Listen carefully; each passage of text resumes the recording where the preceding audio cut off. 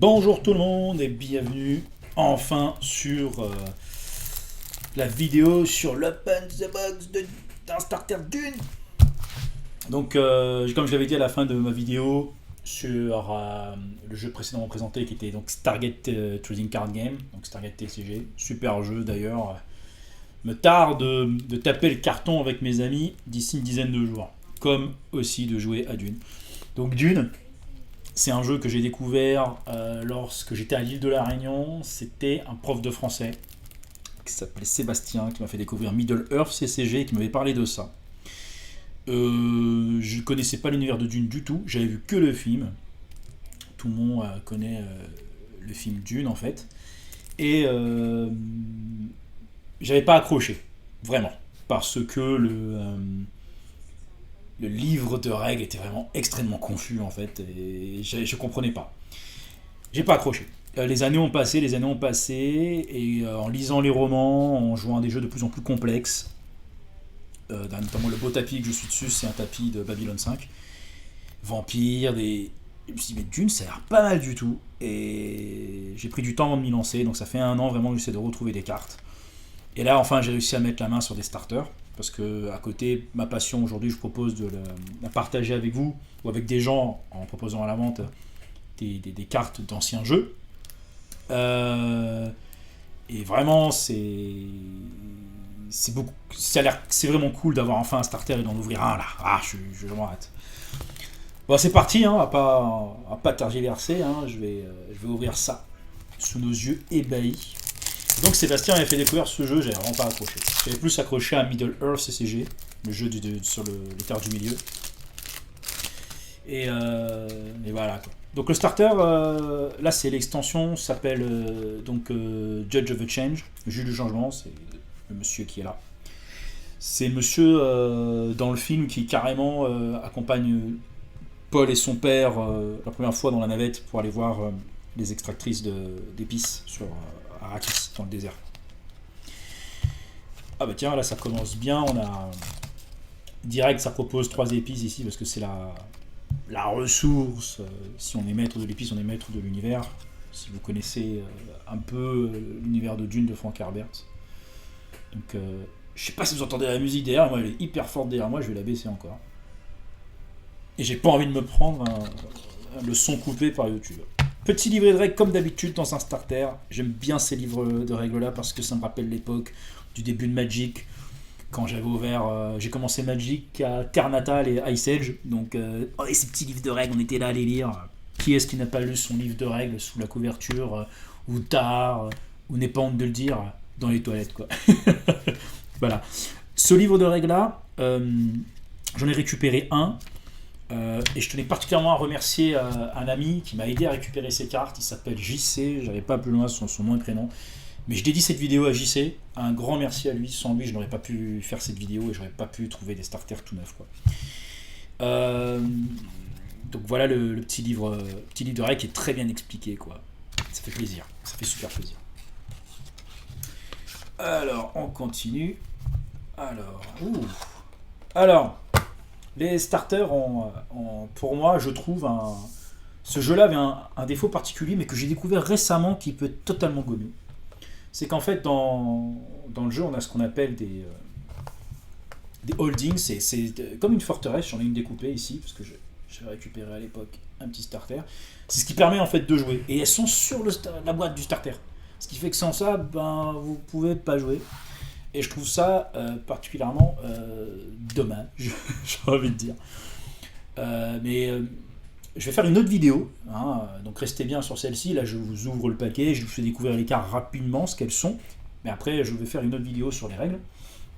Mais dans le jeu, dans les règles, j'ai lu qu'on peut créer sa propre maison. Parce qu'en fait, dans Dune, en fait, on a plusieurs maisons qui sont en fait dans un conseil galactique, qui s'appelle le Landsraad, en fait. C'est un peu de la politique. Et en fait, nous, on joue en fait dans le jeu une maison mineure, et le but, c'est de récolter assez de faveurs et d'épices pour arriver au Landsraad.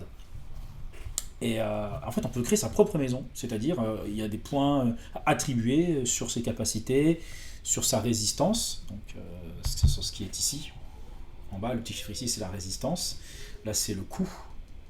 Et là, c'est son effet, sa production. Et là, son affiliation. Là, le starter que j'ouvre, ce sont les Spice Miners Guild, la guilde des mineurs de l'épice. D'accord? Donc voilà, donc avant, c'était pas top, je trouve. Mais j'ai découvert dans les règles qu'on peut créer sa propre maison. Alors, continuons à regarder ça.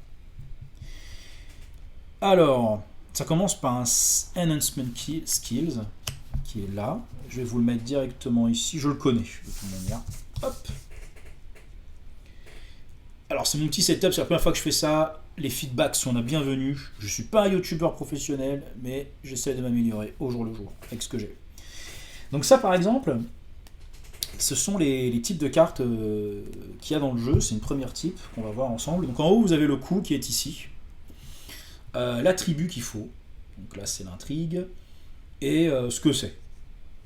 Announcement, le skill, tout ça. Donc ça, c'est des cartes, c'est ce qu'on appelle des ressources dans le jeu. C'est ce qu'on paye, tout ça, etc. Bon, le starter commence un peu juste avec ces cartes-là. Je ne m'y attendais pas. Moi, je préfère vous présenter immédiatement les personnages, quoi. Parce que je pense que l'objectif quand même... Oh, bizarre, là, je viens de voir un truc bizarre. Waouh, c'est très très très bizarre. Hop. Alors. Pop, pop, pop. On s'attarde encore une petite minute vite fait sur la holding, on va dire, la forteresse pour les joueurs de L5R. Hein, ce jeu ressemble beaucoup à L5R et au Trône de Fer. Si vous avez aimé L5R, vous allez adorer Dune, c'est vraiment la même chose. Et si vous avez aimé encore plus Game of Thrones LCG, la première version, la deuxième version, c'est-à-dire de faire des types de duels selon la capacité, vous allez aimer aussi Dune CCG. Alors, ici donc c'est le trait qu'il faut pour attaquer le fief. Là c'est sa résistance, son coup, tout ça, etc. Si on regarde maintenant les personnages, hop, tac, tac, tac, tac, tac. Ici, donc là, c'est assez standard dans les jeux de cartes. Le coup, le nom, son affiliation, avec qui on peut jouer, d'accord? Sachant que c'est un Spice Miners Guild, on peut le jouer aussi avec d'autres maisons, si votre homeworld est différent. Il faut savoir que là, l'extension que joue le starter, c'est il me semble, la deuxième. Il faut juste se dire que la première extension, qui s'appelait Eye of the Storms, avait les starters des maisons, je veux dire, majeures en fait, hein, c'est-à-dire la maison Atreide, Harkonnen, excusez-moi, la guilde de l'espace, vous savez, ceux qui respirent le gaz orange et tout, là, l'espèce de grosse larve, là, qui... Il y a ça, l'ordre de Bene Gesserit, vous savez, la révérende mère, Gaius Moyam, je vous spoil pas, parce que je pense qu'il y a peut-être des gens qui ont peut-être pas lu Dune, donc j'ai pas envie de vous spoiler certaines choses. Les Fremen, donc les peuples du désert, et il y a Fremen, et l'empereur Corino, donc Padisham Shadam IV avec sa fille Roulan et d'autres, les fameux Sardaukar aussi. Et vous avez des maisons, je dirais, d'autres factions sont sorties, donc là c'est dans l'extension là qui s'appelle Judge of the Change, donc il y a le Spice Miners, la guilde des mineurs de l'épice, les contrebandiers, les smugglers, les Water Sellers Union aussi. Donc ce sont les water managers de Arrakis en fait. C'est assez intéressant. Donc on continue, donc là en fait ce sont ces capacités qu'il peut initier en fait pendant le tour. Donc là, ça c'est l'arbitrage, donc l'arbitration, il a 3 dans ce niveau de capacité. Ça c'est dueling, c'est pour initier un duel. Son game text, c'est un allié, vassal, il est natif, bon ça c'est des sous-traits. Sa résistance qui est en bas, d'accord? Donc et dans les règles, vite fait, je vous dirai tout à l'heure un peu comment ça se traduit. Et vous voyez, il y a des dos qui sont bleus, à Dune. C'est pour ça que je vous dis que si les joueurs d'L5R vont aimer. Donc vous avez les dos bleus, c'est ce qu'on appelle l'Imperial Deck, et les dos qui sont de couleur désert, marron, sont le House Deck en fait. Et en fait, pour poser ces cartes-là, il faut payer de la ressource, et la ressource dans le jeu, c'est ce qu'on appelle le Solari. C'est ce qu'on voit, hop, je me permets de reprendre mon petit fief qui est là découpé, hop, hop, hop. Voilà, il peut générer en fait 3 Solari. Donc en fait, les cartes se posent de cette manière. Donc vous avez pas oublier à retenir pour la prochaine vidéo l'Imperial Deck et le House Deck. J'allais dire Imperial Edition comme à L5R, pour vous dire comment j'y pense. Hop, continuons. Là, le chiffre qui est en bas 2, c'est le nombre d'attachements qu'on peut lui mettre. C'est-à-dire les cartes qu'on peut poser sur lui, tout simplement. Voilà. Les alliés sont super importants parce que, comme vous voyez, si je m'amuse à regarder d'ailleurs, vous allez voir, les cartes, c'est plutôt bien. En fait, à l'époque, si on prenait un starter d'une, on pouvait jouer. Hein. Et il y a des bonnes cartes dedans. Je vois qu'il y a des très très bonnes cartes à l'intérieur. Vous voyez que le Imperial Deck, il est petit. Il est petit comparé au House Deck. Et vite fait, allez, petit spoil rapidement, parce que sinon vous n'allez pas comprendre, mais en fait, vous avez l'Imperial Deck, et en fin de compte, ici, vous avez ce qu'on appelle, ce que vous pouvez miser, ce que vous pouvez faire une pétition pour. Donc à la phase de petitioning, vous regardez vos cartes, et vous choisissez laquelle vous voulez jouer, tout simplement. D'accord. Et après, une fois qu'une est jouée, elle est remplacée. Okay. Donc ça, c'est une première chose. Et en fait, il faut payer du Solari pour mettre les cartes en jeu, tout simplement. Sauf que dans Dune, dans le jeu, vous ne dites pas je paye et je mets tout simplement en jeu. Il faut en fait faire ce qu'on appelle une phase de pétition, donc il faut miser en fait. Donc vous dites je vais payer 5 pour mettre Omri, l'adversaire, un des adversaires, parce que Dune est un jeu qui se joue en multijoueur et il prend toute son essence en multijoueur, croyez-moi, et très bien en duel aussi, attention. Un joueur peut dire moi je paye 6. Ah, si vous décidez vraiment de jouer Omri, il va falloir payer 7 par exemple. Donc vous pouvez payer 7 et le mettre en jeu. Alors ça c'est une première chose. Donc c'est un bon petit personnage. Si on continue sur les autres personnages, je les connais pas tous. Hein. J'ai lu le bouquin il y a très longtemps, donc je peux pas. Je pense pas que c'est moi. Alors allié, donc pareil, vous voyez, il a à peu près les mêmes batailles et arbitration 2, coup de 4. Vous voyez, ça c'est simple. Subdue to disengage target désert tu governes. Alors, quand on pose des cartes à. Le problème de opening the box, c'est qu'en fait, quand il y a des termes, il faut même vous expliquer. Gouverner une carte, c'est quand elle est posée en jeu, tout simplement. On ne gouverne une carte que quand elle est posée en jeu. C'est pas quand elle est dans la main, pas quand elle est dans le deck. C'est quand elle est gouvernée, c'est quand elle est posée. Subdued, c'est quand on retourne la carte. Elle est subdued. Lorsqu'on joue à Dune, toutes les cartes que vous jouez, que vous posez, finissent par être subdued. C'est comme on déploie une carte en fait. On appelle ça déployer une carte. Comme on peut déployer des événements. C'est-à-dire, imaginez qu'on peut déployer un éphémère ou déployer un événement qui normalement doit être mis directement à la défausse. Non. Les événements peuvent être subdued aussi, certains. Ça veut dire qu'on peut, une fois qu'ils sont retournés, on peut repayer leurs coûts pour les rejouer. De même pour les personnages. Donc c'est ça plutôt. Donc lui, on propose de le retourner pour désengager un désert qu'on contrôle en fait. Govern, c'est contrôle. C'est pas Govern the Unaliened comme un vampire. Mais voilà, donc c'est un bon petit personnage intéressant. Alors un autre personnage, pareil, vous voyez que les compétences se suivent un peu. Je vais essayer de trouver... Ah, il y en a d'autres qui arrivent là. Voilà, donc c'est un allié. Et là, je vais vous en montrer qu'il y a une nouvelle capacité qui s'appelle l'intrigue. Alors, il faut savoir que dans le jeu,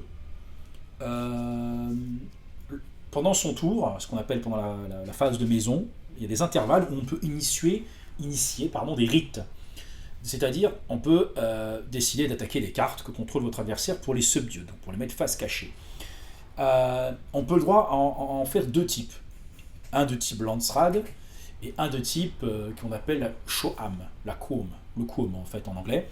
C'est Combine, Honnête, Ober, Advanced, Mercantile. C'est un nom barbare, je vous le dis tout de suite. Donc, ça a été réduit dans le livre de règles. Dans ce livre de règles-là, ça a été réduit en Quom en fait. Et en fait, vous avez des rites qui sont dits au Landsrad, c'est-à-dire pour l'honneur, et les rites au Quom, c'est des rites en fait qui sont souvent liés à tout ce qui a l'aspect monétaire, ressources on va dire dans le jeu. Donc ici, vous voyez, elle a un bataille et intrigue.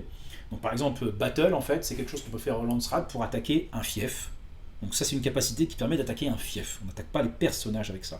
Par contre, l'intrigue, c'est un rite qui est de la Quom, donc c'est un autre rite qu'on peut initier ça peut cibler uniquement les personnages, donc alliés, aids, enfin tout ce qui est personnage.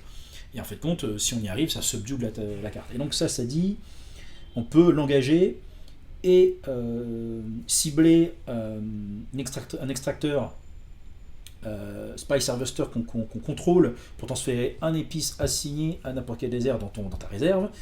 Vous devez payer un Solari au désert Governors in order to complete the transfer. Bon, en fait, elle permet de transférer. Mais par contre, c'est quelqu'un qui peut défendre ou initier un rite d'intrigue. Intrigue, ça vous parle, je parlais tout à l'heure de Game of Thrones. Bah voilà, sauf que là, l'intrigue permettait de gagner du pouvoir, mais là, l'intrigue permet de retourner un personnage. Sachant qu'on peut initier qu'un rite d'intrigue sur qu'un personnage, même si le personnage n'a pas d'intrigue. Le but, c'est de le retourner. Quelque chose m'avait perturbé en regardant le starter, c'est on a Pardé à l'intérieur, c'est un agent Harkonnen, donc c'est un espion, il a 2 d'intrigue, le petit loup. Et intrigue Ritz, qui sont dirigés par Pardé, ne comptent pas contre les Ouzas. Donc lui, il est super fort. Ça veut dire qu'en fait, normalement, on peut ne faire qu'un seul rite d'intrigue. Bah lui, il peut en faire un deuxième. Donc vous pouvez faire 2 rites d'intrigue partout. Pop, pop, pop. Mais ce qui est intéressant, c'est son symbole là-haut, c'est que c'est un Harkonnen. En fait, lorsque vous construisez un jeu et que vous décidez de jouer une faction, donc là la faction c'était les Spice Minor Guilds, vous pouvez mettre n'importe quelle carte d'autres maisons, sauf les maisons qui sont adversaires. Les mineurs en fin de compte d'épices, cette guilde en fait leurs ennemis ce sont les Water Seller Union, ce sont en fin de compte des personnages qui en fait extraient de l'eau en fait sur Arrakis et ils n'ont pas le droit d'être dans ce deck. Je vais essayer d'en choper une carte rapidement pour vous montrer. Mais l'objectif, en fait, c'est effectivement, vous pouvez mélanger toutes sortes de maisons en fait dans votre deck. Je vais essayer de trouver un personnage assez sympa. Tenez-lui là, hop. Vous voyez, ça c'est un personnage du Water Seller Union, le symbole qui est en haut. Donc lui, par exemple, vous ne pouvez pas l'intégrer directement dans un deck Spice Miners. Ouais, je vous dis avec un accent américain. Donc voilà, bon bref, c'était juste parce que... Et en fait, effectivement, donc Pardé, c'est un Harkonnen. Donc vous pouvez rajouter des cartes Harkonnen dans un deck Spice Miners, ce qui est normal parce qu'ils vont voir les plus offrants. Leur but, c'est, voilà, on mine de l'épice rapidement et ça a l'air de monter très très rapidement en fait. Donc c'était plutôt cool de voir Pardé dans ce deck. Hop, donc ça c'était les personnages. Il y a d'autres capacités, je vais essayer de voir si on peut en voir une, mais il y en a d'autres dans le jeu. Il y a ce qu'on appelle... Il y a ce qu'on appelle aussi le Verding. Ce sont les capacités qu'utilise le Bene Gesserit. C'est un peu de... Ouais, disons-le, c'est de la magie, quoi, pure et dure. Et en fait, compte, je vais essayer d'en trouver une. Et vous avez aussi Prescience. Prescience, c'est quand on fait des rêves, enfin, on se comprend de l'épice, des choses comme ça. Je vais essayer de trouver une petite carte avec Verding. Chose qui est très dure à trouver lorsque on a beaucoup de jeux de cartes et qu'on a des classeurs partout. Désolé, mais c'est juste pour encore illustrer en fait ce qui est disponible. Non, lui c'est un gars de la guilde. Popopo. Non, ça c'est des cartes Stargate. Bref, je vais en trouver au fur et à mesure, de toute manière, vous inquiétez pas. Hop.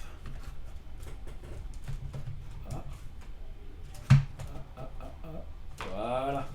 Je savais qu'il y avait quelque part j'avais un deck. Mais je vais peut-être pas casser le deck. Pardon, je suis désolé, j'ai pris un peu de temps, j'ai pris un peu de liberté. Vous voyez par exemple là, on a quelqu'un en fait de la faction du Bene Gesserit en fait.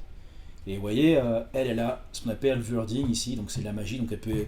Ça, c'est pas quelque chose qui permet d'initier les rites en fait. Ça permet juste de pouvoir utiliser certaines cartes et faire certains effets dans le jeu, mais elle a un d'intrigue. Voilà quoi. Tout comme par exemple un autre personnage en fin de compte qui est de la guilde des mineurs qui s'appelle Ebe, qui lui en fait a Prescience. Donc Prescience permet de jouer certaines cartes, c'est souvent lié à la pioche, certaines, des fois c'est un peu, ça peut jouer pendant la phase de petitioning pour éviter à l'adversaire en fait de trop jouer ses cartes dans son Imperial Deck. Donc ça c'était les personnages qui ont des capacités, les alliés sont vraiment, je dirais, les cartes les plus importantes en fait à poser en jeu. C'est pour moi les premières cartes les plus importantes. Donc, hop. Si on continue un peu, on a après ce qu'on appelle les charters. Alors, souvenez-vous, hop, ça c'est un autre type de carte. Oh là là, pourquoi je mets à l'envers? Excusez-moi. Donc les charters en fin de compte se posent, ont une résistance aussi, parce qu'en fin de compte les charters peuvent être attaquées avec la capacité qui est avec le symbole du parchemin qui s'appelle l'arbitrage en fait, donc l'arbitration right, sorry. Et en fait, si on dépasse 6, la carte elle est retournée. Donc là par contre, c'est un charter que vous posez en jeu et vous pouvez l'incliner pour produire 3 Solari. Il coûte 2 à poser simplement et on peut mettre 2 cartes dessus, donc c'est assez sympa. Les charters sont aussi importantes que les alliés, mais ils ont l'air beaucoup plus difficiles à défendre parce que souvent leurs stats sont à 0. Alors, je vais vous montrer le centre de l'univers quand même. Voilà, donc c'est Dune. Il faut savoir qu'on commence une partie de Dune CCG, on commence tous avec Dune en jeu, retourné, face cachée, donc subdued. Et en fait, à chaque tour, on peut décider de la jouer ou non. Il faut savoir que les cartes qui sont subdued, en fait, on peut y mettre à chaque tour un jeton dessus pour que ça coûte un peu moins cher. Je mets un meeple, moi. Donc par exemple, un tour passe, il y a un jeton dessus, je peux dire tiens, mais je peux payer. Ouh, c'est pas Dune ça, mais je peux payer par exemple Dune. Ici, je peux le payer par exemple 6. Si vous attendez encore un tour supplémentaire, vous mettez un deuxième meeple dessus, donc c'est un jeton en fait de compte, un Defilement Token, on appelle ça. Ce token en fait permet de réduire de 2 le coût. Hop, là je paye 5 Dune déjà, c'est pas mal.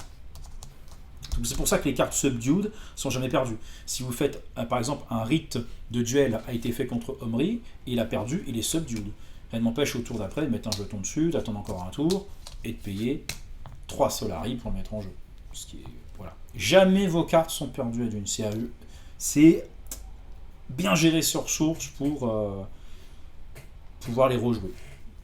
Donc Dune, voilà, c'est ça, on peut l'engager pour transférer 3 espaces qui assignent un désert et le mettre dans sa réserve. Parce que des fois, l'épice que l'on génère n'est pas forcément mis directement dans sa réserve. Peut-être que je ne l'ai pas dit, mais pour gagner à ce jeu, il faut 10 d'épices et 10 de faveur.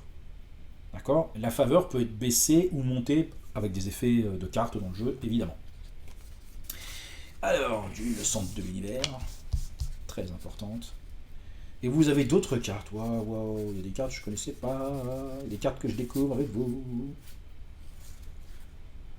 Par exemple, ça. Je trouve ça fun. Oui, je mets les cartes à l'envers, moi je suis un malade. Hop. Donc voilà, ça, ce qui est important, voilà, lui il peut être mis que dans le deck ou dans une affiliation où les mineurs d'épices peuvent être joués. Ça coûte 3, ça a 6 de résistance, on peut mettre 3 cartes dessus et on peut l'engager. Donc tout simplement, les charters se posent en jeu et certains peuvent se mettre sur d'autres cartes. Il y en a pas mal, hein. Sputter Control. Mais la plupart, en fin de compte, soit s'attaquent en arbitrage ou soit en battle.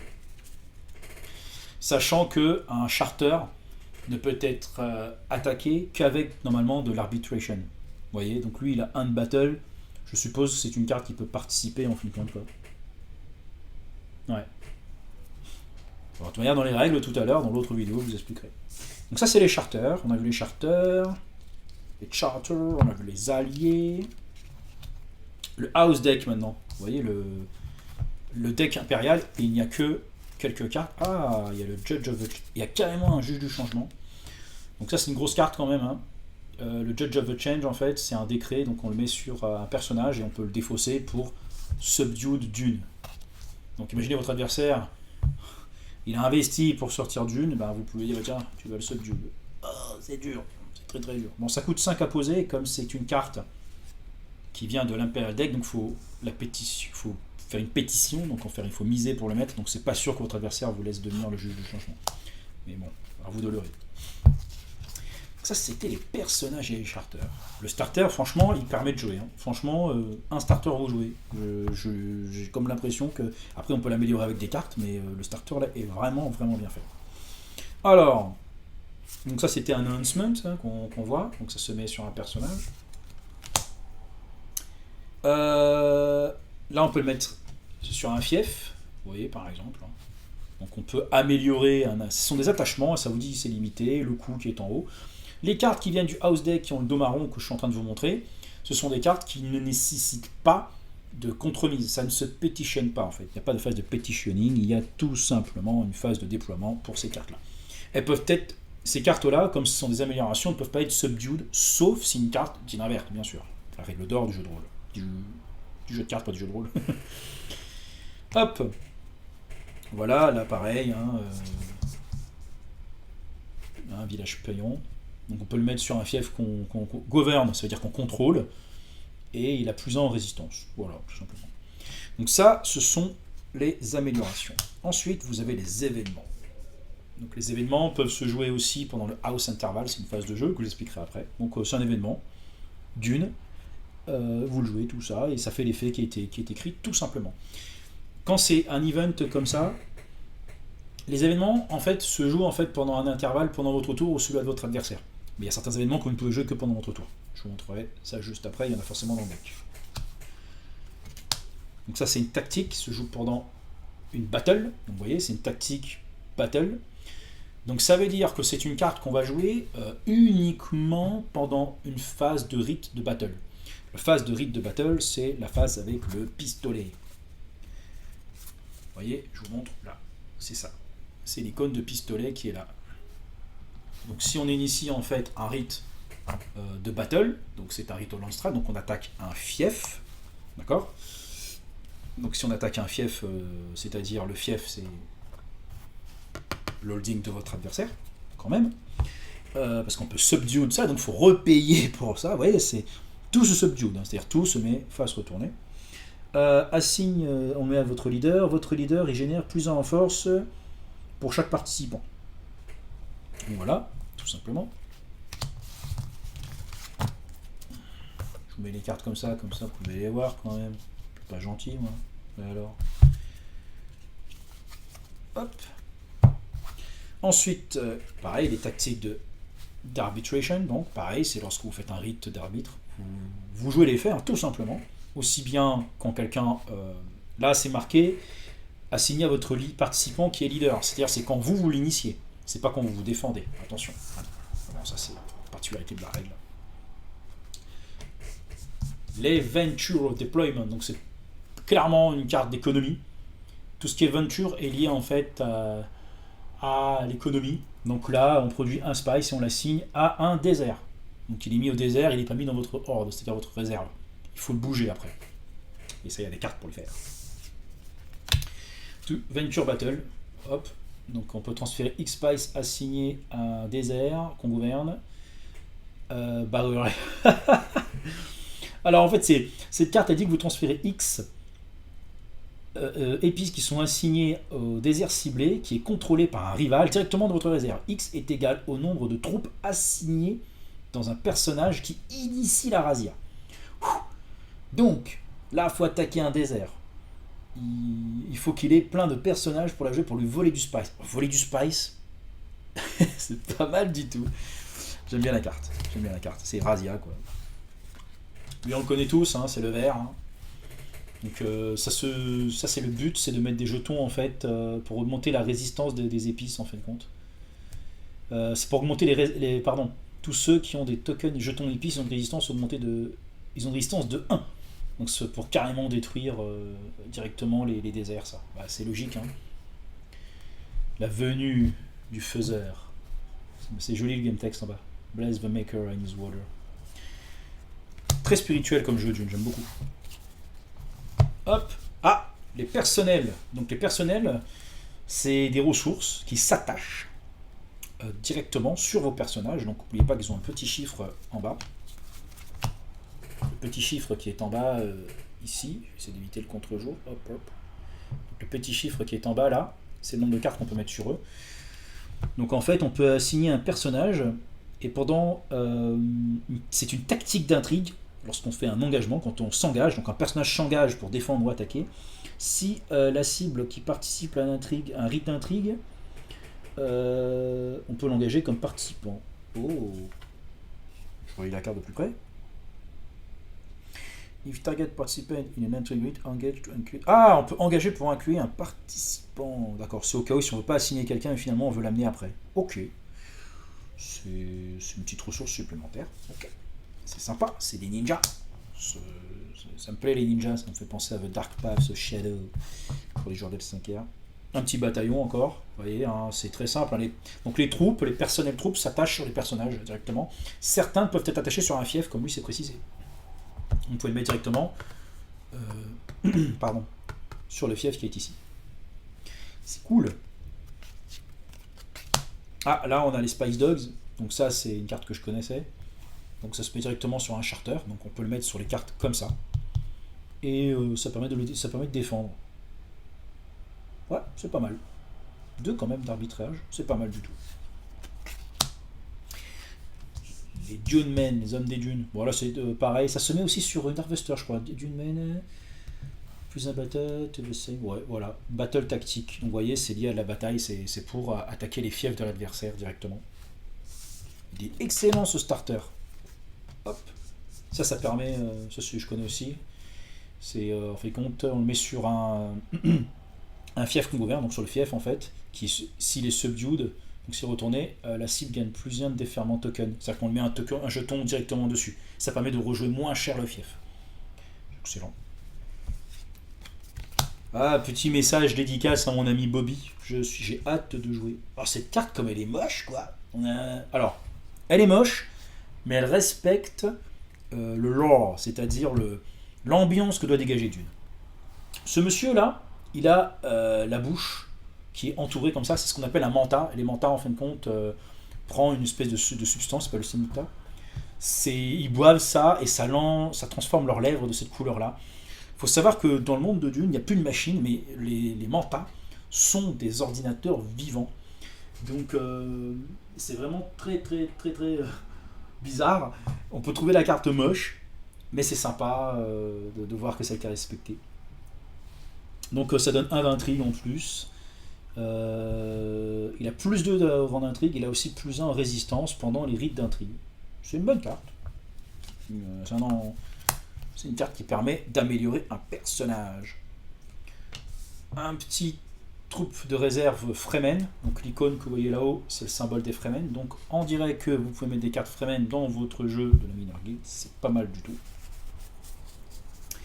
Je regarde s'il n'y a pas d'autres. Oh, je ne savais même pas qu'il y avait ça. Ça c'est Age, on verra après.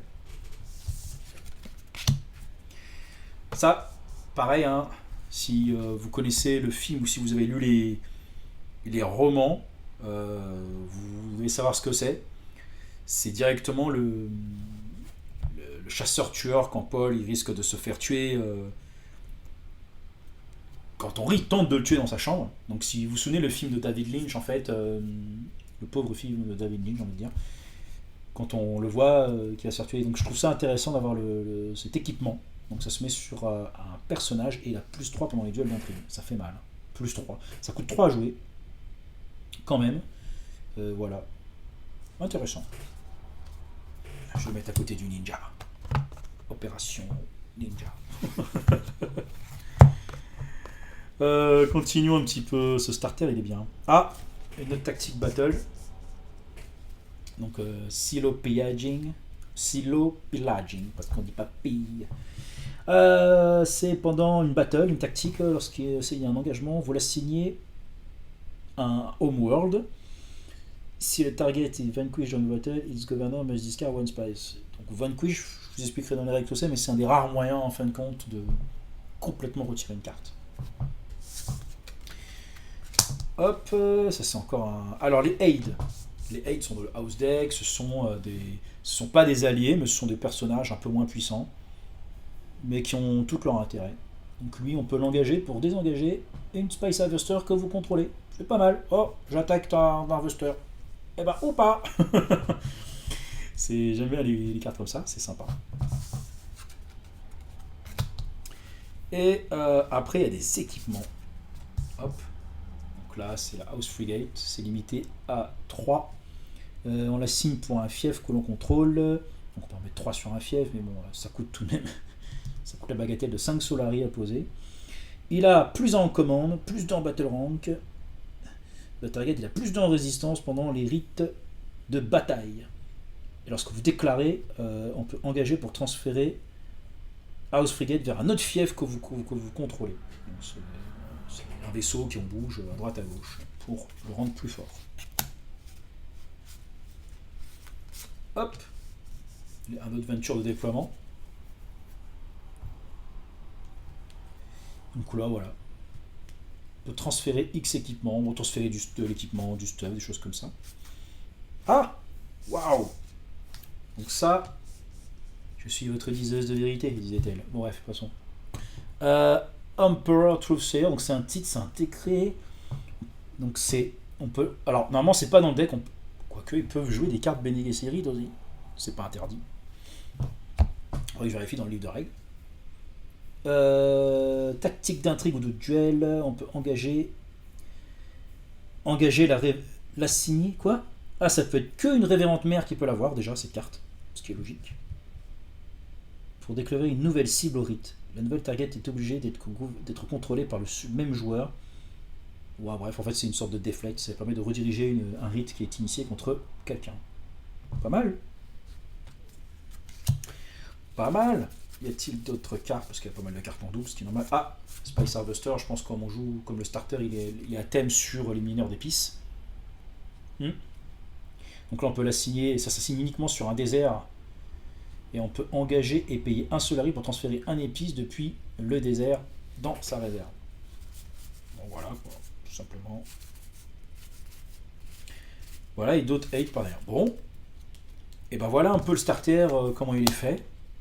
Ce qu'il faut retenir, c'est que on a un deck à dos bleu qui est le deck impérial, et on a un deck en fait à dos, j'ai envie de dire, ça, faut pas se tromper, marron comme ça, qui sont le house deck en fait. C'est les cartes qu'on a en main. Voilà.